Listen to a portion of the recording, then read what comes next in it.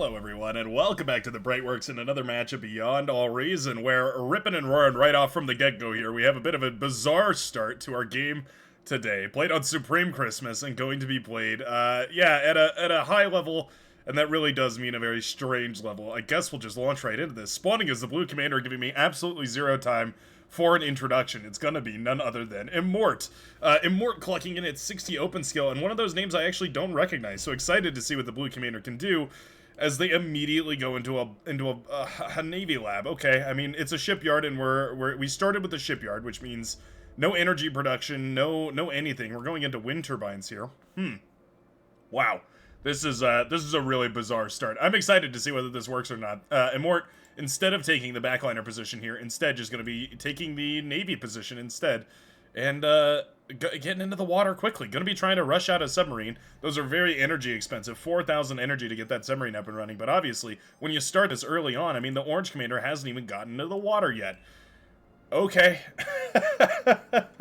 What a strange play right there. I'm so excited to see how this turns out. Into Club here, going to be the red team leader, coming in at 69 open skill. That is quite nice.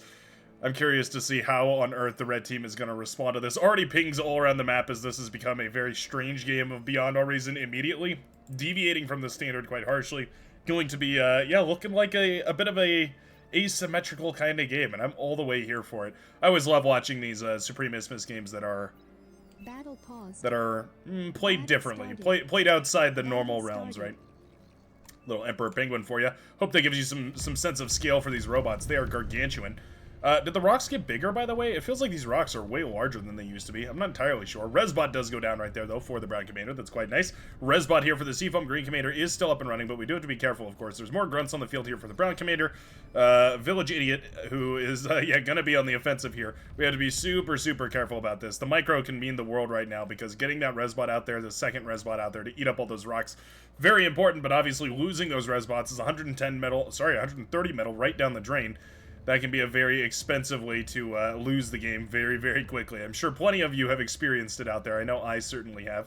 On Micro Resbot right there. Down it goes. Yep. Well, this is phenomenal. This is actually a tremendous scout right here. Yeah, look at that. Brown Commander flies directly over. Is it the Brown Commander? Who is that, actually? No, pardon me. That's the Yellow Commander Blossom. Flies directly over the Blue Commander. Rip cries out the Orange Com, who just now realizes that there is some funky plays going on right here with the Blue Commander. And indeed, this should be the signal that they need that there's going to be something strange going on. You can see calling back this constructor rather than trying to send it out to build radar towers or anything like that. This constructor also comes back here.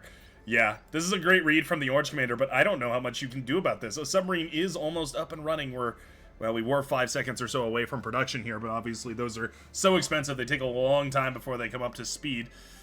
Will the submarine be enough? With proper micro and good repair, submarines can do a lot of work, especially these orcas, which have tons and tons of HP, at least relative anyways for submarines. But this is a huge advantage on the southern seaboard.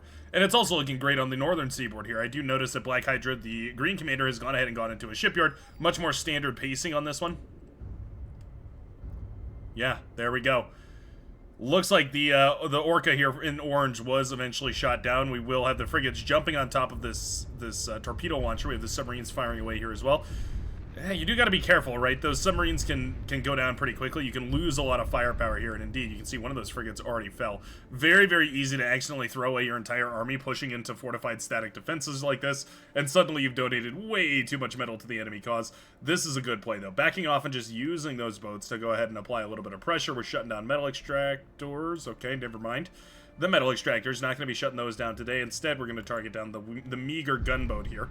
Blasted to smithereens and scrap, and even that is atomized here by the torpedo power, as the Red Commander into Club does get out into the water. Okay, I like it. It's a proper addressal here. We're saying, hey, you've committed to an sort of asymmetrical strat, a bit of an unconventional play. It means that it's going to be worthwhile to dedicate some more resources to trying to counter that, and I think that's fair. A little bit of build power here. Looks like this tan constructor...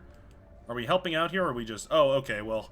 Looks like instead we're just going to be dumping some resources right here. You can see Donald Pump, the purple commander, sending a bunch of energy to Immort. In fact, all of these commanders dedicating a whole bunch of metal to each other is really cool to see the teamwork and coordination right there.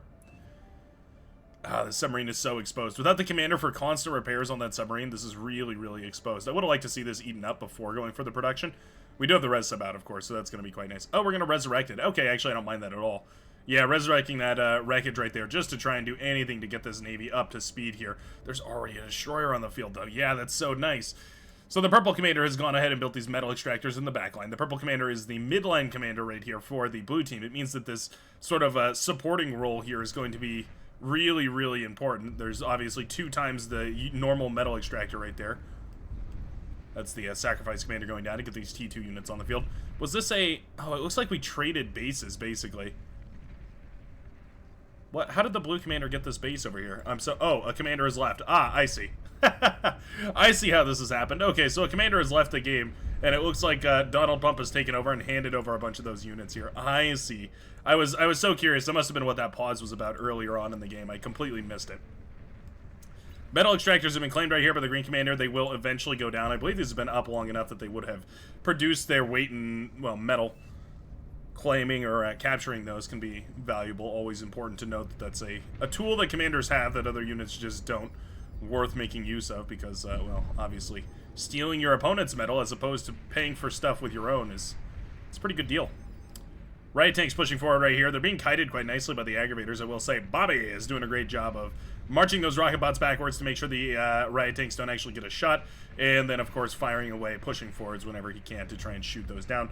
And there we go. The riot tanks do fall right here, and now Ace Agent Asaro is in a little bit of trouble. Those rocket bots are going to start firing away, and it's really only a matter of time before that commander starts getting whittled down pretty quickly here. You can see starting a whole bunch of these LFTs just to try and absorb a bunch of the rockets, try and bait out those shots. The rocket bots not dissuaded from their purpose, though, and instead just going to continue firing away, trying to connect with that commander however they can. 4% HP per blast when those connect with the commander, and man, I gotta give it to the orange comm for holding out here. This is a valiant hold, but it is working for the time being. If you're really delicate about it, you can still hold in the worst of situations. It takes a long time for a navy that's just based on a slight economic advantage to get a position on the field that's a huge advantage, right? Because these navies scale upwards so slowly, the units are so expensive that you only put 1 unit on the field every so often, much rarer than land-based units.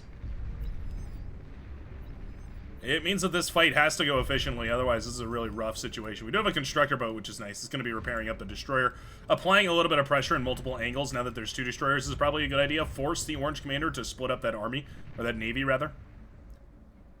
Then again, you split your own firepower, so it is a little bit of an issue, but I love the micro from the orange commander. Yeah, pulling the boats back and making sure that they stay repaired, and then consistently applying pressure. Yeah, the blue comm has to pull back. Oh, look at that. It's hovercrafts. It's just a whole bunch of those seekers swarming on top of all these vessels. They kill one of the destroyers, which is great, of course. That's 980 metal down the drain. Wonderful. And now these seekers are headed towards the base over here. The blue commander really just doesn't have anything to shut these down. There's some constructors moving in this direction. Yeah, this is lining up to be a pretty good little run by right here by the red commander. Checking in on the northern sea, we have a little bit of a skirmish going on as well. 2 destroyers out for the green commander against just 1 for the pink. Instead, the pink commander going for just an extra frigate. Actually, no, there's an even amount of frigates. Okay, so this is just a straight-up advantage for the green commander. You can see how small those advantages are, right? It's a single destroyer on the field over the other commander. I mean, that is almost 1,000 extra metal, but boom, go the destroyer, or go the frigates, rather.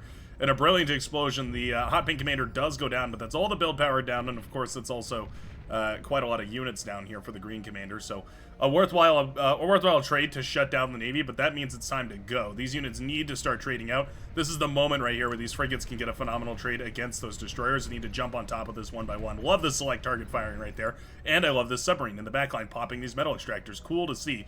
Destroyer here is on target. We'll start blasting away at that sub, which is always neat. We do have T2 on the field as well.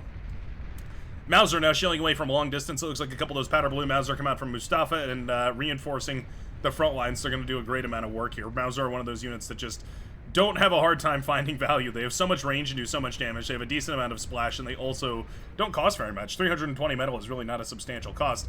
They're a really, really effective tool, and so it's cool to see them out on the field. Getting damage early on against those T1 units is exactly where they want to be. We pulled the trigger right here, and there's loads of submarines and whatnot to fire away, and I like to see this engagement. There's tons of gunboats being flooded forwards here as well. I think eventually this goes in the favor of the blue commander, but it is going to be a messy battle to clean all this up. K-Corp's commander trying to reclaim as much of this as possible, by the way. That, yeah, that, that red sub and the commander just eating as much metal as possible. So, you know what, I may as well just extract as much value from this as I can. Feed it all back to land and try and, you know, stay up and running. We do have the T2 mechs is going down. There's the comm going down, yeah. A predictable predicament. Destroyers lending a little bit of help on the front lines here. Honestly, I think the Mauser are probably sufficient. They just need to be firing away in the right direction. Sneaky Pete here jamming a whole bunch of this. If we switch to Sunshine's perspective, you can actually see the jamming field right here covering a whole bunch of these units. But all of these thugs that are just sitting out of radar coverage going to be a prime target for those Mauser to fire away at. Mauser are really easy to bundle up into a really oppressive number. They ball up really nicely. They can fire past each other really easily. They're just an effective tool with very, very low APM. They're super, super easy to use. And all that is to say, these Wolverine are actually still finding value. Wolverine against Mauser is not really a fight that's supposed to go in the T1 favor here, but I guess it just happens to. This forward radar, or forward tower here, this, what is it called? Beholder perimeter camera. 32 metal and 850 energy in order to build a camera that can see out for quite a range. Doing a great job of providing the vision necessary for these Wolverines to fire back. Love this trade here. Sunshines recognizes the ball of Sheldon, dives on top of him, and boom goes two commanders, and of course every single one of those T2 units in a single explosion. What a beautiful trade right there. We now have platypus coming out of the laboratory for the orange commander. No, pardon me. Those platypus are coming out of the laboratory for... must be the pink commander over there on the far back line and being handed over to the orange commander as sort of defensive measures. Missed the run by over here, but the Seeker did eventually kill a whole bunch of metal extractors. It will mostly be resurrected. Another big trade over here in the midsection. My goodness. Eventually, all that will be resurrected or rebuilt, but for the time being, it does stunt that economy of the blue commander ever so slightly. Substantially mitigated, though, by the fact that we now have the metal extractors of the enemy out in the water, which is always lovely. And, of course, you can also start expanding into the water. You can build those constructors and start going for tidal generators, which at 21 tidal speed is just slightly less efficient than a fusion reactor. So for T1 energy production, it's pretty good. Big old tick spam coming across right here. Banshee gunships in the air, actually, to try and deal with some of this. That's quite strange, I guess I want to say. Those Banshee gunships, a little bit late into the game, I want to say. 12 minutes into the game. I mean, in a high-level game like this, Banshee gunships rarely make an appearance, but they are useful on the front to whittle down some of those T1 units. You can see them doing a little bit of work here, helping out wherever they can. Pawns also melting down a whole bunch of these units, and so eventually, I believe this thug push will go down. This is one of those weird trades where we did get the geothermal, and we will probably kill this laboratory. Maybe not, actually. The defense is pretty good. Yeah, just as the geothermal goes down, a whole bunch of T2 units went down, and of course, Village Idiot also reclaimed several thousand metal in those corpses right there from those commanders. So this was a hugely positive trade right now for the red team. But keeping track of it, moving forward with it is going to be really difficult because now T2 is on the field. We have Jaguars and Salamanders here. Looks like the Navy of the pink commander actually kills the green comm. I did see a D-gun that killed some of those boats, but definitely not enough. As, yeah, look at that. The pink Navy has overwhelmingly taken the advantage now with frigates and destroyers on the field. 1 second, it looked like the green Navy was basically unstoppable on the field. After just one commander explosion that took out a whole bunch of those frigates, you can see how that's turned around quite nicely here. And then we have the hero frigate left over from the orange Navy days. Yeah, okay. I mean, this isn't terrible, right? We've got the constructor here building these T2 metal extractors. The orange comm has a solid economy of 28 metal per second. It's definitely enough metal that you can get into a decent spot in this game. We have a couple of amphibious tanks rolling under here. Some Garpike making their way under the seas. Under the seas, where metal extractors bees. I'll let that die there. I don't want to bring on the wrath of Disney. Litigious as Disney is, I wouldn't put it past him to harass a lone beyond all reason YouTuber trying to make his way through this humble cyberspace. Have you guys ever seen those advertisements for like it started as like a realization that they were spam bots basically that would post anything that was liked or commented on or that said something like, OMG, I wish I had this on a t-shirt. The bots would automatically put it on a t-shirt and try and sell it to you. People started realizing that they could do that with anything, so they started putting, like, Mickey Mouse saying, this is stolen intellectual property, not endorsed by Disney. And then people started liking it and saying, you know, OMG, I wish this was on a t-shirt. And then these bots were starting to try and sell that t-shirt to people with with Mickey Mouse's face saying, I do not endorse this. This is intellectual property theft. As I was going on that tirade here, a nuclear bomber swept in and killed the majority of the fleet here for the Green Navy. Oh no, wait. Yes. Torpedo bombers here are going to try and clean up a bunch of this. The pink boats, however, pretty much destroyed. There's not a lot left right here. Yeah, at the end of the day, the Green Navy actually survives, pulls through this. That nuclear bomber doing a whole lot less. I heard the nuclear explosion and expected to come back to see devastation. It actually isn't nearly as bad as I thought it was. These look like this is a relatively healthy position right here for the Green Navy. There's still build power up and running. There's still wind turbines and tidal generators here. And most importantly of all, there's loads of wreckages to absorb and turn into more and more destroyers on the field. Did we go into T2? No, we sure didn't. Okay. It's still just a single lab producing off a single build turret right here. The Pink Commander going ahead and upgrading, well, technically speaking, it's the Light Pink Commander that's upgrading these metal extractors, but still an upgraded economy nonetheless. Where, yeah, okay. This is concerning because there's not really a long-term scaling solution here for the Pink Commander. I mean, similarly here for the Green Commander, but typically what we want to see is a little bit of build power set up on the shoreline, maybe back a ways from the water, and then start building fusion reactors or E-converters, that sort of a thing. Orange Commander relying on the charity of his good neighbor teammate, his good-mannered teammate here, sharing a bunch of these platypus and using them to horrendous effect, or tremendous effect, depending on whether you're the blue or the orange commander, to laser down these boats. And my goodness, what a good job they're doing here. The frigate's actually unable to clean this up at all. Platypus relatively sturdy. You know, I had never really compared it, but yeah, the platypus actually fared for itself pretty well here. Oh, T2 boats are on the field. This was a mistake showing this boat. You can see those platypus were about to back off right there until they saw the lone T2 boat and realized, oh, wait a second, we can just push into this. Looks like a couple of those Brimstone anti-swarm ships are now going to be coming out to the field. Phenomenal. I just don't think they do enough damage. They're kind of pitiful, actually, as far as their damage does.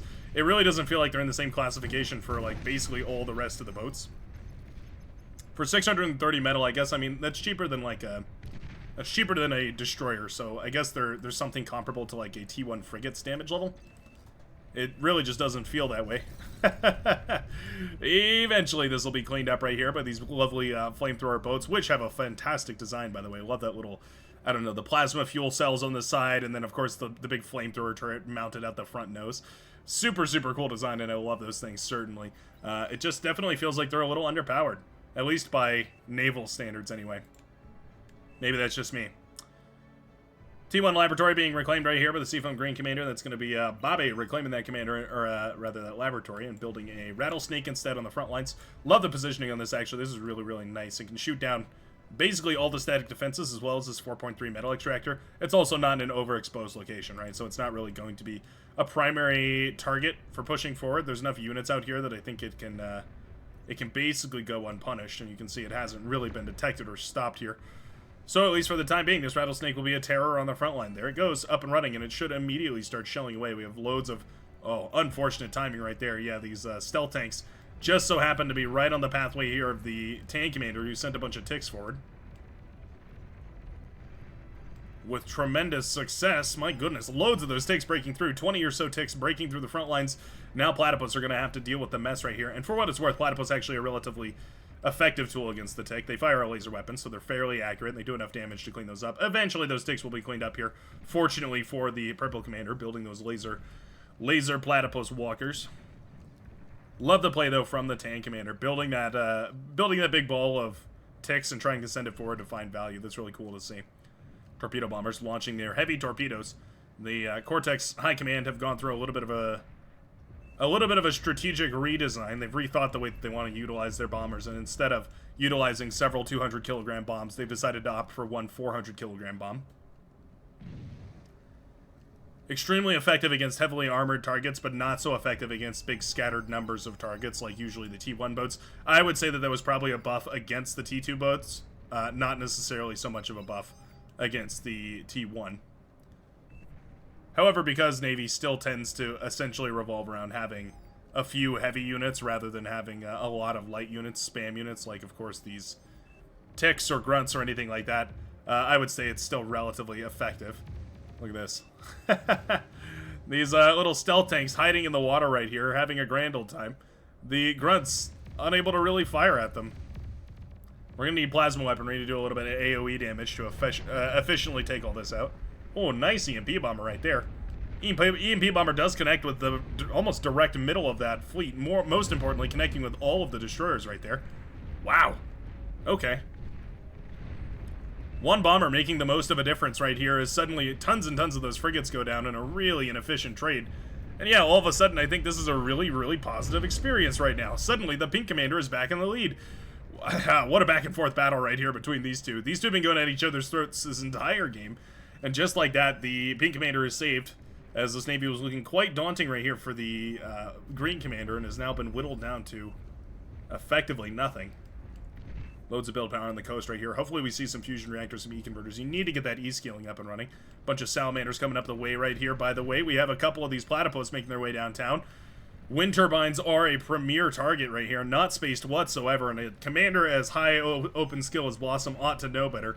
It was basically a calculated risk, thinking, well, I'm in the backline. There's basically no odds that something gets to me, and if something has gotten to me, it's basically a pretty bad situation regardless. And, well, the bad situation has arrived. Wind turbines popping and chain reacting all over the place. These wonderful platypus having a grand old day, tearing apart the energy infrastructure here for the yellow com. Bunch of beamer turrets protecting all this, but these guys aren't done quite yet. They're hunting down the air units of all things. Firing away with their little anti-air missiles. Starlight's on the front line, though, to blast all this down. It's cool to see. Doing a great job, but always important to remember that those are highly explosive. You can't keep anything light near them, or else they will go down. They do manage to take down the rattlesnake, though. That was their primary target because it applied enough pressure to force the trigger to be pulled here. We do have a despot out and running right now. Firing away with its triple-barreled Cerberus cannon, remounted atop this heavy battleship, and firing away, or, yeah, battleship. Finally got it correct. I had always messed up that title. Meanwhile, we still see thugs and T1 tanks brawling it out over on this side. Hilarious. Love when these late games end up being T1 late games and T3 late games at the same time. Yeah, the Despot doing a great job of cleaning up this coastline here.